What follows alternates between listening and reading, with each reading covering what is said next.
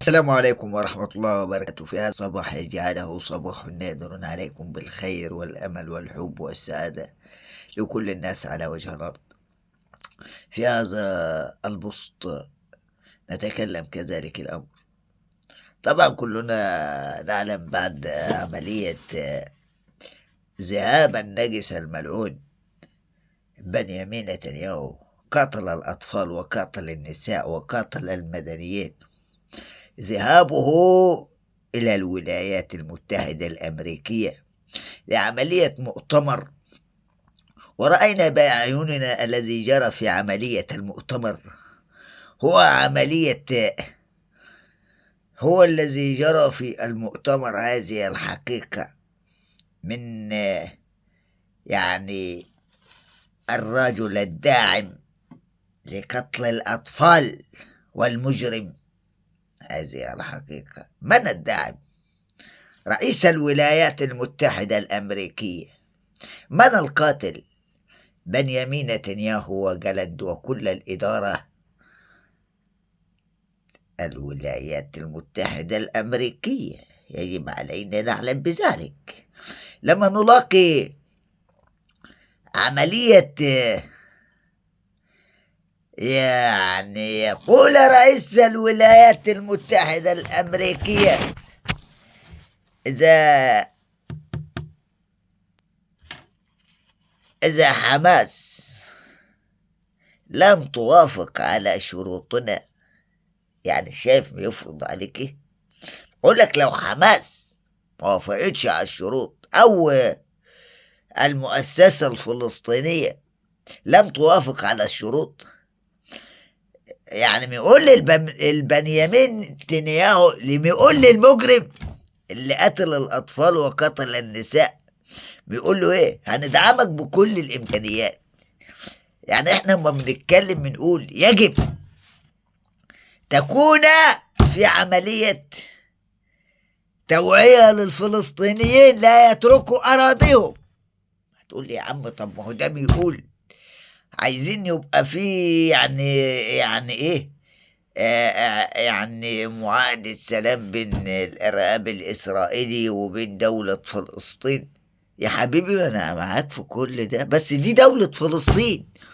دي دولة فلسطين تم احتلالها من قبل الإرهاب الإسرائيلي بدعم من الولايات المتحدة الأمريكية، وكلنا نرى بأعيننا. ما تقوليش لا، دي رجوع الدولة الفلسطينية من قبل الاحتلال الإسرائيلي. ما يجيش واحد يقول لك يا عم ما كانش عندهم دولة ودي دولته. لا يا حبيبي، يا حبيبي دي دولة فلسطين.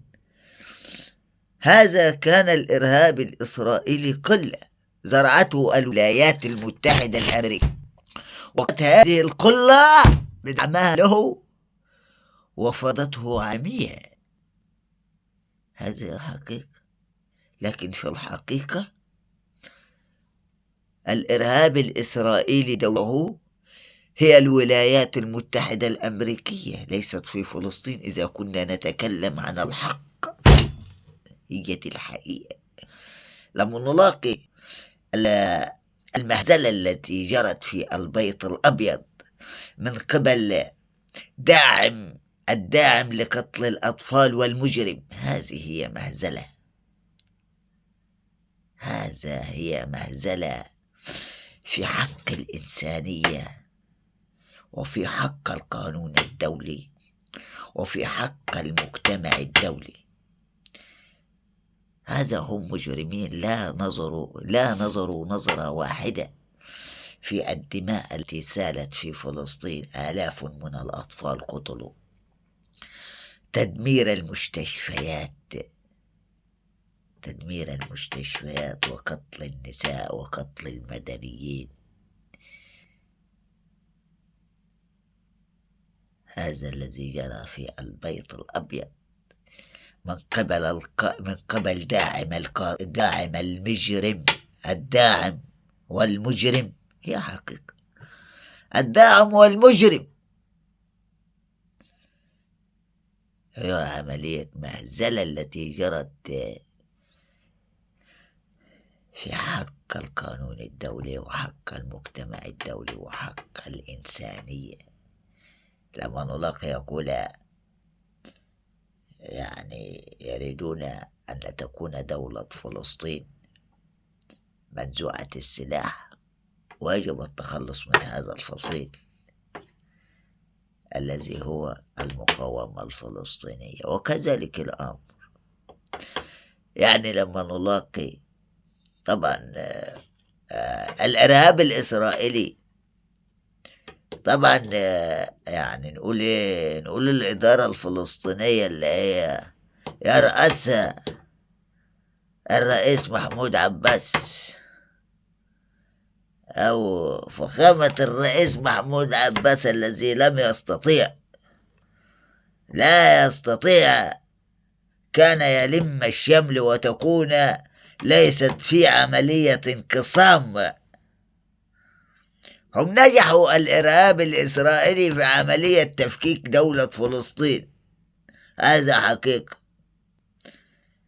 الفلسطينيين أتكلم، احنا كلنا نقف جنبا إلى جنب، وقلت قبل ذلك أنا أدافع على الظلم لآخر نفس في حياتي. يعني أنا أكره الظلم. الإنسان الذي تربى على الأخلاق العالية وتربى أنه يقف جنبا إلى جنب مع الحق لا يكون في يوم من الأيام يتباطأ مهما تكون العواقب. هذه الحقيقة. فالإدارة الفلسطينية يعني لما بنيجي نتكلم ايه اللي خلى دولة فلسطين توصل للمرحلة دي؟ عملية التفكيك في الداخل.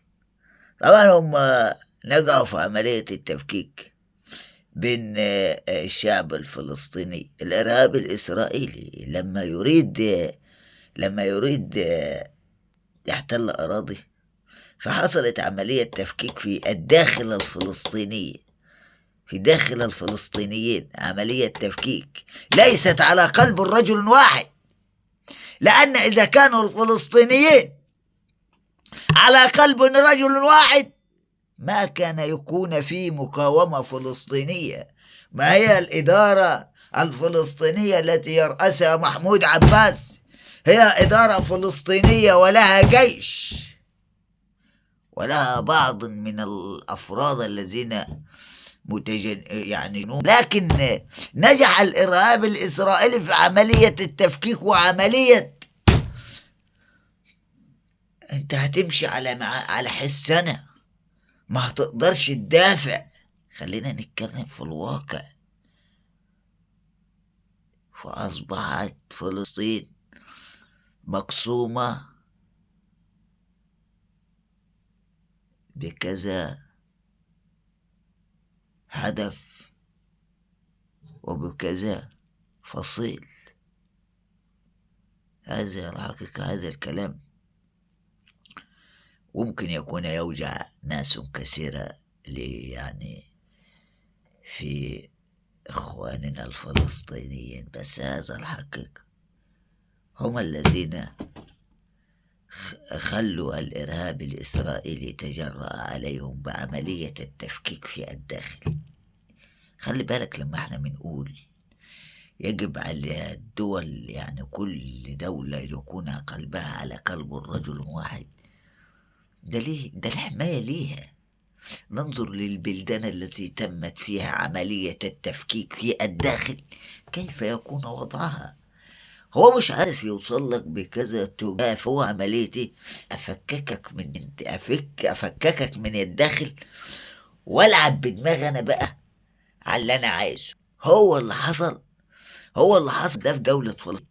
مناقي بعد الجرائم التي ارتكبت، وآلاف من الأطفال وآلاف من النساء وآلاف من تدمير المستشفيات والمباني والمساجد، ونلاقي قاتل الأطفال والداعم وقاتل الأطفال يطلعون في مؤتمر في البيت الأبيض تبع الولايات المتحدة الأمريكية، يتكلمون هذه ويقولون إذا لم توافق على الشروط، وهذا يقول أنا اعترفت أنها يعني أدعم قتل الأطفال، يقول أنا الذي اعترفت أن، شوف الكلام ماشي ازاي، يقول أنا الذي اعترفت أن تكون عاصمة القدس للإرهاب الإسرائيلي.